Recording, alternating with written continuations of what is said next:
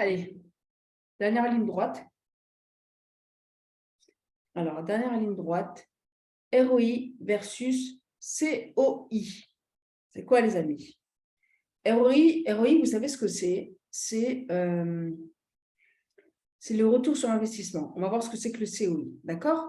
Alors, 3 chiffres à comprendre sur le digital. 1, le ROI, c'est très clair pour tout le monde, très bien. 2, ça c'est 2, je ne sais pas pourquoi il y a 1 là, 2.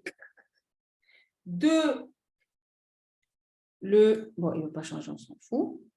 2, le COI, pardon, oh là là. 1, le retour sur investissement. 2, le CTR, donc le taux de clic. Et 3, le CPA, le coût par acquisition. Alors, le ROI, on sait ce que c'est. Concrètement, c'est quoi? Vous avez fait une campagne, vous avez mis, je dis n'importe quoi, 100 $ dans 2 semaines. Vous regardez au final, ces 100 $, combien ils vous ont rapporté. Peut-être qu'ils vous ont rapporté 300 $, 400 $, c'est bien. Ça, c'est le retour sur investissement. C'est clair? C'est clair. Deuxièmement, le CTR. Le CTR, c'est le taux de clic. Le taux de clic, c'est quoi? Le taux de clic, c'est en gros combien de personnes. Le taux de clic, c'est combien de personnes ont cliqué sur ta pub. C'est ça le taux de clic. Pourquoi il est important le taux de clic, d'accord? Et qu'est-ce qu'il veut dire? Qu'est-ce qu'il veut dire? Très bien. Qu'est-ce qu'il veut dire? Je mets 2 images.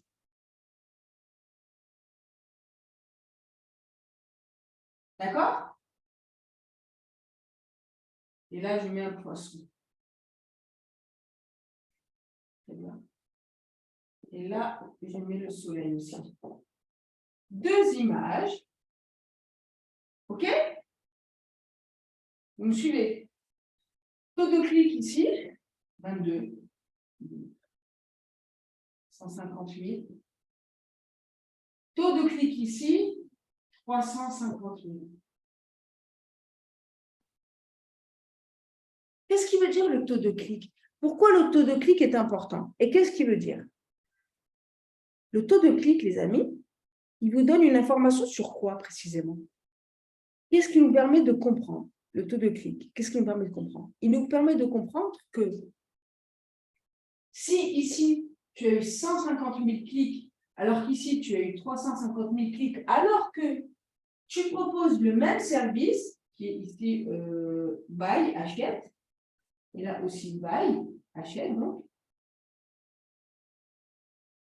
Si les amis, vous avez 150 000 clics, ici vous avez 350 000 clics, ça veut dire concrètement que cette image a plus d'effet que cette image-là.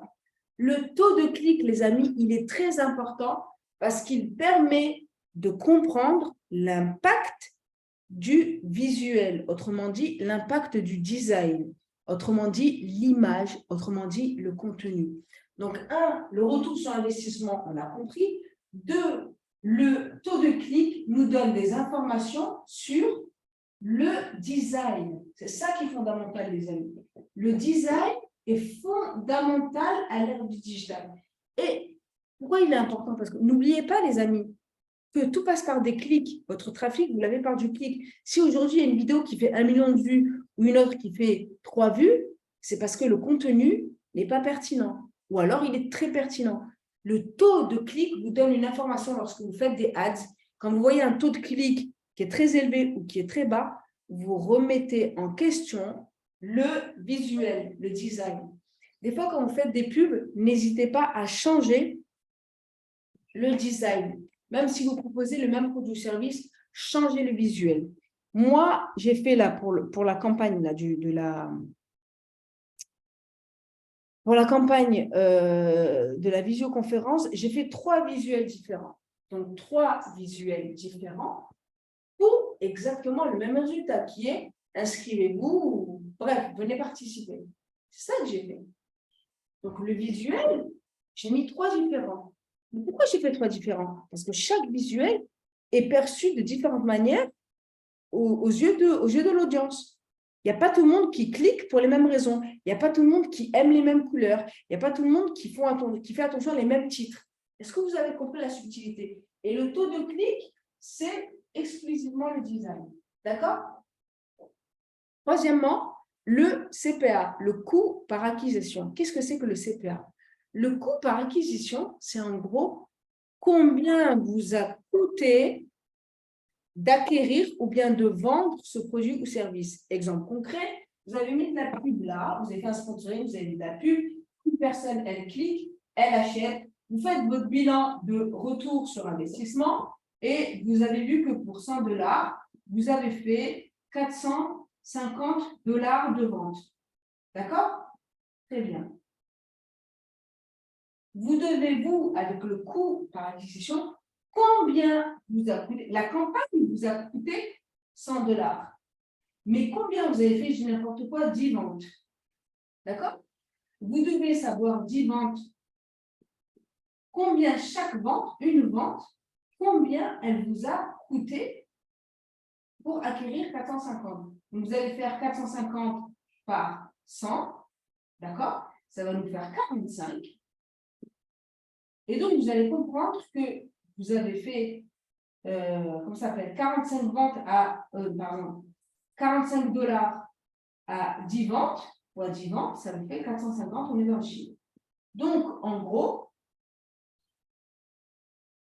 le coût par acquisition, là, pour le coup, le CPA est de $45.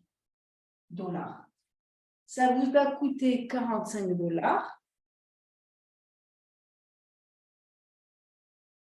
fois 10 ventes que vous avez fait, ça vous avait fait, en gros, chaque produit que vous l'avez vendu à 45, excusez-moi, je dis n'importe quoi, ça vous a coûté $100 que vous vendez, que vous divisez par 10 parce que vous avez fait 10 ventes, ça vous a coûté $10.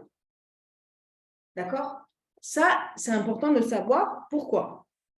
Parce que selon le montant, selon le prix que vous allez fixer à votre produit, votre coût peut être moins performant. Exemple, là, encore ça va, vous avez vendu à $45 un produit. Mais imaginez que vous vendez un produit à $5, d'accord?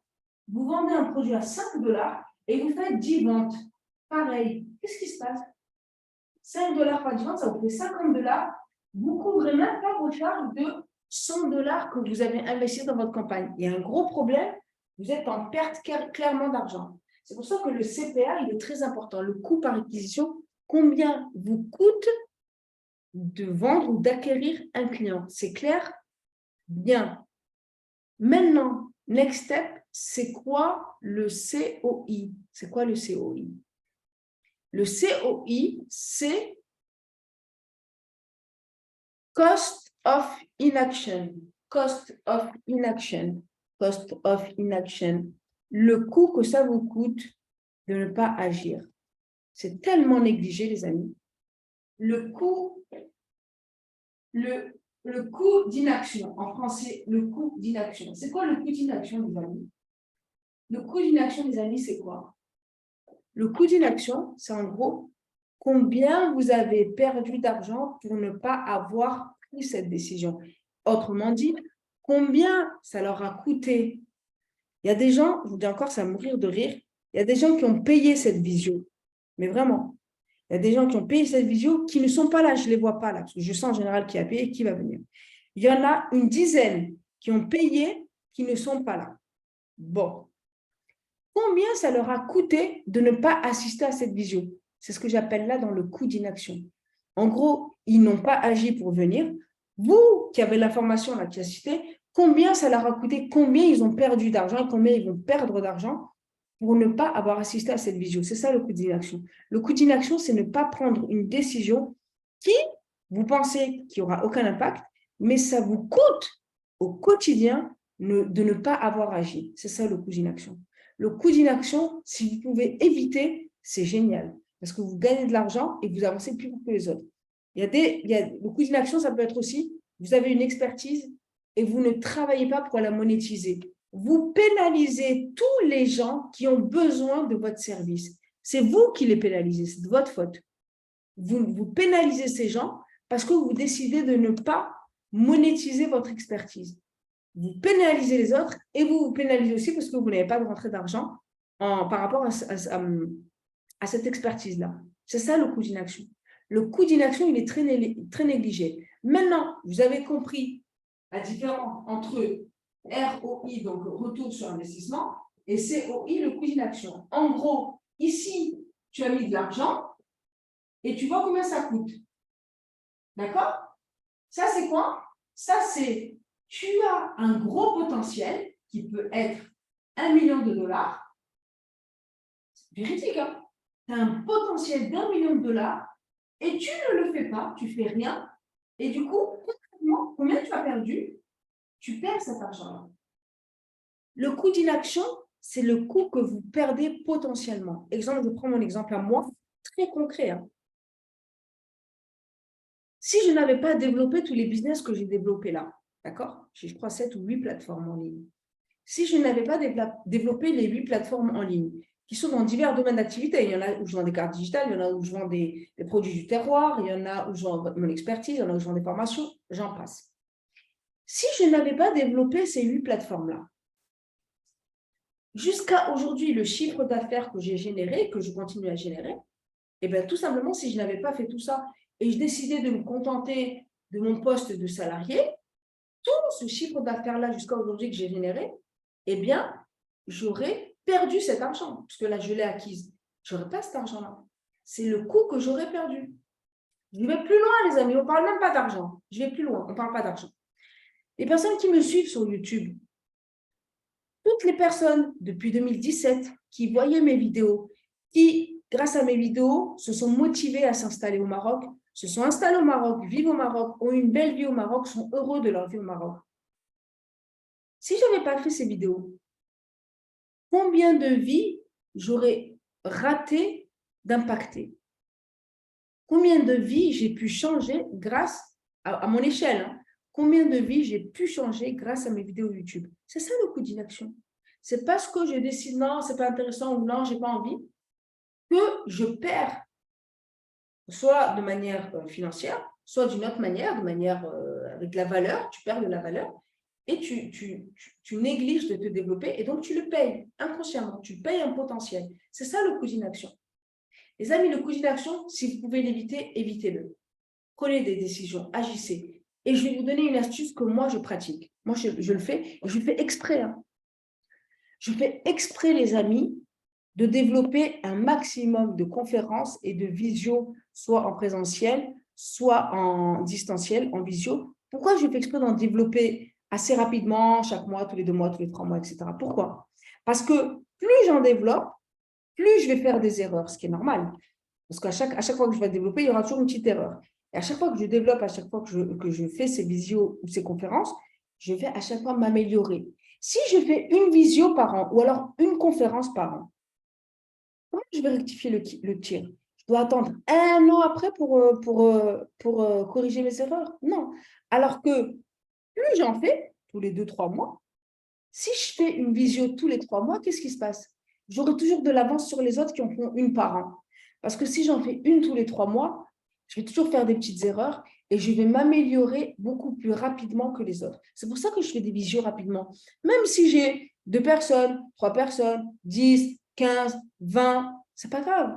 Parce qu'à chaque fois que je vais faire une visio, je vais apprendre de mes erreurs, je vais corriger la partie du prix. Peut-être que le prix était trop bas, peut-être qu'il était trop haut, peut-être que le contenu était trop long. Bref, mais à chaque fois, je vais améliorer mon contenu. Là, la prochaine conférence que je donne en visio, c'est le 17 juin, c'est le mois prochain.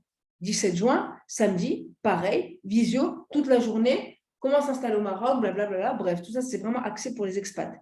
Et pareil, ça, là, la vidéo que je fais aujourd'hui, elle va beaucoup m'aider pour ma visio du mois de juin. C'est pour ça, les amis, que je vous dis, plus vous prenez des actions, d'accord, plus vous faites des choses, et plus vous allez obtenir les résultats et vous allez pouvoir corriger rapidement. Et c'est comme ça que vous aurez toujours une longueur d'avance sur les autres. Plus vous faites, plus vous allez faire des erreurs et plus vous allez vous améliorer. Mais si vous faites une fois, deux fois, ah non, c'est bon, j'arrête. Mais comment tu vas t'améliorer? Donc, continuez de faire, ce n'est pas grave. Continuez de faire, continuez de vous tromper et continuez d'améliorer. Vous serez toujours au-devant du marché et vous allez anticiper parce que plus vous faites et plus vous allez toujours vous rendre compte que le marché a évolué, j'ai fait une erreur, je vais anticiper, la prochaine fois, je ne le ferai pas. Et donc, vous prendrez de l'avance. C'est clair, les amis? OK? Elle est mignonne. OK. D'accord, les amis? Je continue. À bientôt, Ménel. Je continue. Donc, le ROI se focalise sur le futur, le COI se focalise sur le présent. D'accord? Le coût d'inaction, c'est présent. C'est maintenant que tu dois prendre une décision. Le ROI se focalise sur la destination. D'accord? Le COI se focalise sur la situation actuelle. À quel niveau tu es aujourd'hui de ta situation? C'est clair? Le coût d'inaction, c'est la somme que tu perds chaque jour pour ne pas avoir agi par peur de prendre un risque. D'accord? Combien de personnes ne prennent pas de risque parce qu'ils disent non, non, il y a trop de grand risque, j'ai peur. Non.